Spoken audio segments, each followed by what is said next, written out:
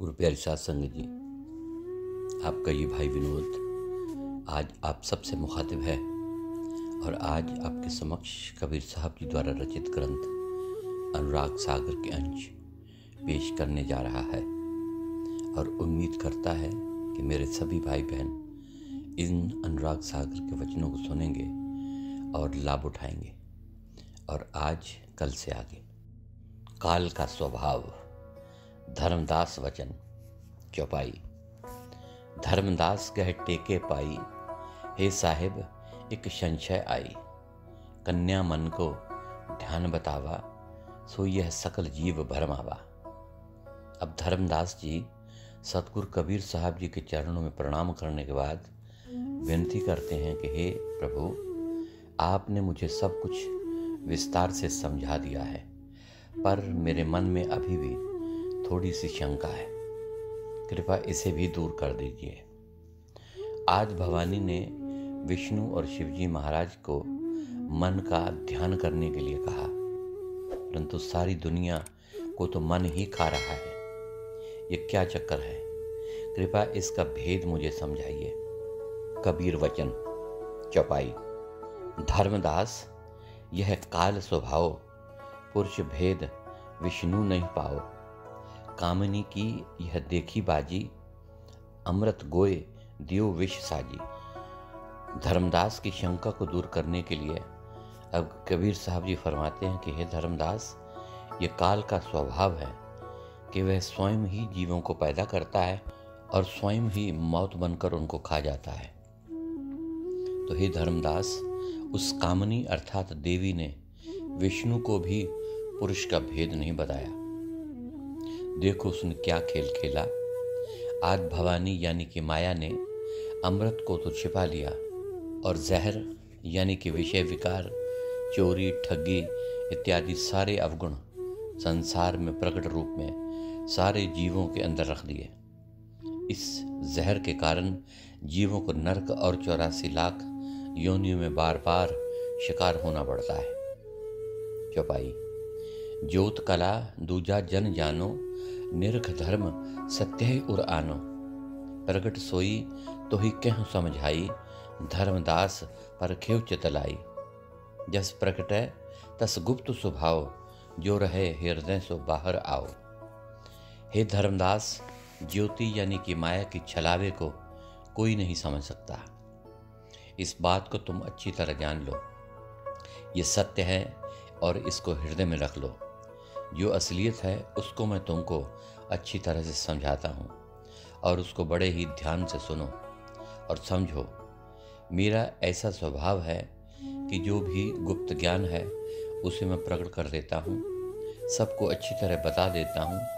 जो कुछ भी मेरे हृदय में होता है मैं छिपाता नहीं, सबको बता देता हूँ। तो हे धर्मदास, सब कुछ मैं तुम्हें स्पष्ट करके समझाता हूँ। तुम मन लगाकर और ध्यान लगाकर मेरी बातों को सुनो। ये सच अर्थात परमात्मा कहीं तो अपने आप प्रकट रूप में नजर आता है और कहीं गुप्त रूप में रहता है। जब हम आंखों के पीछे ख्याल को इकट्ठा करके एकाग्रचित्त हो जाते हैं तो वह प्रकट हो जाता है। फिर हम उसे अनुभव करते हैं और हम कहते हैं कि वह कण कण में व्यापक है। तो फिर वह गुप्त कैसे है? वह सच हमारे शरीर में हमारी आंखों के पीछे ही बैठा हुआ है और हम उसे बाहर ढूंढने की कोशिश करते हैं।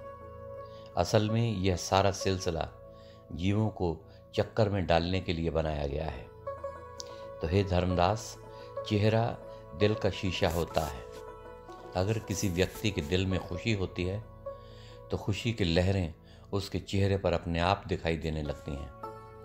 ठीक इसी तरह जब परमात्मा प्राप्ति की खुशी दिल में छुपी होती है तो उस खुशी की तरंग बाहर भी प्रकट हो जाती है। जैसे दीपक कहीं भी जलाया जाए उसकी रोशनी तो बाहर आ ही जाती है। ठीक इसी प्रकार ज्योति हमारे अंदर ही है, पर उसके दर्शन करने के लिए सतगुरु की शरण में जाना पड़ता है। हमारे अंदर प्रकाश उस समय प्रकट होता है जब गुरु हम पर कृपा करता है। चौपाई। देखत जोत पतंग हुलासा, प्रीति जाने आवे तह पासा। परसत होए भसम पतंगा, अनजाने जर मरह तरंगा। ज्योत स्वरूप काल अस आही, कठिन काल यह छाड़त नहीं। वे फरमाते हैं कि पतंगा दीपक से बेहद प्यार करता है। जब वह उसे जलता हुआ देखता है और बहुत खुश होता है, और पतंगा दीपक के पास जाकर उस पर मंडराता है, वह उसकी रोशनी को पकड़ने की कोशिश भी करता है, और ऐसा करने से उसका शरीर भी भस्म हो जाता है। काल भगवान यानी कि निरंजन भी उस ज्योति के समान ही है। माया की खींच में फंसाकर जीवों को धीरे धीरे खाए जा रहा है। इस माया के जाल से निकलना बेहद मुश्किल है। चौपाई। कोटि विष्णु अवतार सब खाया, ब्रह्मा रुद्र खाए न चाया। कौन विपत जीव को कहियूं, पुरुष वचन नित्य सहजे रहियूं। आगे कबीर साहब जी फरमाते हैं कि हे धर्मदास, काल ने करोड़ों विष्णु जैसे अवतारों को भी खाया है। उन सब की तपस्या और भक्ति को छीन लिया। ब्रह्मा और शिव जैसे देवताओं तक को नचाया भी है, अपने चक्र में फंसाया भी है, और अंत में उनको खा लिया। तो हे धर्मदास, मैं तुम्हें क्या क्या बताऊं कि काल जीवों को किस तरह कष्ट देता है। काल के पास माया का इतना विशाल जाल है कि इससे कोई भी नहीं बच सकता। हाँ, वह काल जाल से वही बच सकता है जो उस पुरुष के हुक्म मानकर संतों की शरण में आ जाता है। ऐसा जीव जो नाम लेकर, नाम की कमाई करके अपने अंदर उस परमात्मा को प्रकट कर लेता है, वही जीव वापस जाकर सत्य में समा जाता है। लाख जीव वह नित्य है खाई, अस विकराल सो काल कसाई। कबीर साहब जी फरमाते हैं, हे धर्मदास, कि काल ऐसा जालिम कसाई है कि वह हर रोज 1,00,000 जीवों को ही खा जाता है। नारी स्वभाव। धर्मदास वचन चौपाई। धर्मदास कहे सुनहो गुसाई, मोरे चित एक संशय आई। अष्टांगी पुरुष उत्पानी, यह विद उपजी सो मैं जाने। धनी धर्मदास कबीर साहब जी से फिर से प्रार्थना करता है कि हे प्रभु, मुझे यह तो समझ आ गई कि अष्टांगी माता को भी सतपुरुष ने पैदा किया था, परंतु मेरे मन में एक नई शंका पैदा हो गई है। कृपा उसे भी दूर करें। चौपाई। पुनतः ग्रास कीन धर्मराई, पुरुष प्रताप सो बाहर आई। सो अष्टांगी अस छल कीना, गोई पुरुष प्रगट जम कीना। मुझे में समझ में आ गया है कि अष्टांगी को भी निरंजन ने अपना ग्रास बनाया था। अकाल पुरुष की दया से ही वह बाहर आई, और ओंकार ने ही कन्या को निगल लिया, और पुरुष ने जोगजीत भगत को भेजा, जिसके कहने से वह बाहर आई। बाहर आकर कन्या यानी अष्टांगी ने भी छल किया। आदि निरंजन को तो छिपा दिया और निरंजन को प्रकट कर दिया। कहने का भाव ये कि उसने परमात्मा के बारे में तो किसी को नहीं बताया, पर काल निरंजन को ही सृष्टि का मालिक बता दिया। पुरुष भेद नहीं सुतन बताया, काल निरंजन ज्योत लखाया। यह चरित्र कस कीन्ह अष्टंगी, तज सतपुरुष भई जम संगी। हे सतगुरु जी, मैं ये जान गया हूँ कि अकाल पुरुष ने अष्टंगी को निरंजन के लिए पैदा किया था। जब अष्टंगी निरंजन के साथ मिल गई तो उसने अकाल पुरुष को विसार दिया। उसने अपने पुत्रों को भी अकाल पुरुष का भेद नहीं दिया। विष्णु को भी काल की ज्योति के दर्शन करवाकर भ्रम में डाल दिया। अष्टंगी ने यह कला दिखाई कि वह सतपुरुष को छोड़कर काल निरंजन की हो गई। कृपा करके मुझे ये समझाओ कि ऐसा क्यों हुआ। कबीर वचन चौपाई। धर्मदास सुन नार स्वभाव, अब तो हे प्रगट बरन समझाओ।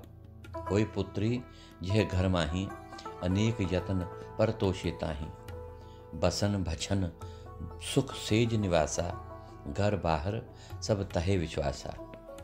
कबीर साहब जी फरमाते हैं कि हे धर्मदास, अब मैं तुम्हें स्त्री के स्वभाव के बारे में बताता हूँ। जब किसी के घर में लड़की पैदा होती है तो उसके माता पिता उसका पालन पोषण बड़ी अच्छी तरह से करते हैं और उसे अच्छे अच्छे कपड़े पहनाते हैं और उसकी भूख प्यास का ख्याल रखते हैं। उसे बढ़िया से बढ़िया भोजन खिलाते हैं और उसे आरामदायक पलंग पर भी सुलाते हैं। बड़ी होकर वह बेटी घर का काम काज संभालती है। घर और बाहर सब उस पर विश्वास करते हैं। चौपाई। यज्ञ कराए देह पुत माता, विदा कीन हित प्रीत सुताता। गई पुत्री जब स्वामी गेहा, रति रंग तास संग गुण नेहा। मात पिता तिन सब ही बिसरावा, धर्मदास अस नार स्वभावा। ताते आज्ञा भई बेगानी, काल रंग होय रही भवानी। कबीर साहब जी फरमाते हैं कि ये धर्मदास जब लड़की शादी के योग्य हो जाती है तो माता पिता यज्ञ करवाकर उसका विवाह कर देते हैं। बड़े प्यार से उसे पति के साथ ससुराल भेज देते हैं। इस बिछोड़े के कारण बेटी रोती भी है और उसके माँ बाप दुखी भी होते हैं। जब वह लड़की अपने माता पिता, बहन भाई, सखी सहेलियों को छोड़कर अपने पति के घर पहुंच जाती है तो वह पति के गुणों और उसके प्यार के रंग में ऐसी रंग जाती है कि माता पिता, भाई बहन, सखी सहेलियां सबको भुला देती है। तो हे धर्मदास, यह स्त्रियों का स्वभाव है। इस स्वभाव के कारण आद भवानी भी पति निरंजन के घर जाकर बेगानी हो गई। उसने अपने पिता अकाल पुरख को भुला दिया और निरंजन के रंग में रंग गई। इसी कारण उसने पिता को पुत्रों से गुप्त रख लिया और अपने पति के पक्ष में ही बात करती रही। धर्मदास वचन। चौपाई। धर्मदास विनती चितलाई, ज्ञानी मोको कहो समझाई। यह तो भेद सकल हम पाई, अब ब्रह्मा की कहो उपाय। आज्ञा श्राप ताहि को दीना, ता पाछे ब्रह्मा कस कीना। धर्मदास ने कबीर साहब से कहा कि हे प्रभु, आपने मेरी विनती को मानकर मुझ पर अपार कृपा की है। आपने जो भी भेद बताया है उसे मैंने अच्छी तरह समझ लिया है। अब कृपा करके ब्रह्मा जी के बारे में बताए कि बाद में उनके साथ क्या हुआ। जब आद भवानी ने ब्रह्मा को श्राप दिया तो उसके बाद उन्होंने क्या किया। कबीर वचन। चौपाई। धर्मदास अब सब कुछ जानी, भिन्न भिन्न सब कहूँ बखानी। ब्रह्मा मन में है भय उदासा, तब चल गयो विष्णु के पासा। धर्मदास के पूछने पर कबीर साहब जी ने उत्तर दिया कि मैं सब जानता हूँ, इसके बारे में तुमसे विस्तार पूर्वक बात करता हूँ। श्राप मिलने के बाद ब्रह्मा जी बहुत उदास और दुखी हुए। तब वे विष्णु जी के पास गए। जाए विष्णु सो विनती लाई, तुम हो बंधु देवन के राई। तुम पर मात हो भई दयाला, हम तो श्राप वश भय बिहाला। ब्रह्मा जी ने विनती की कि हे विष्णु जी, आप तो सब देवताओं के मुखिया बन गए हो, आप मुझ पर कृपा कीजिए। इस समय माता आप पर बहुत मेहरबान है, आप जो कुछ भी कहेंगे वह मान लेगी। मैं तो माता के श्राप के कारण बहुत ही दुखी हूँ। निज करनी फल पावा भाई, कह विद दोष लगाऊं माई। अब अस जतन करहो भ्राता, चले परिवार वचन रहे माता। मुझे अपनी करनी के अनुसार श्राप मिल गया है। मिर्चें बोकर कोई गेहूं की फसल काटना चाहे तो ये हो नहीं सकता।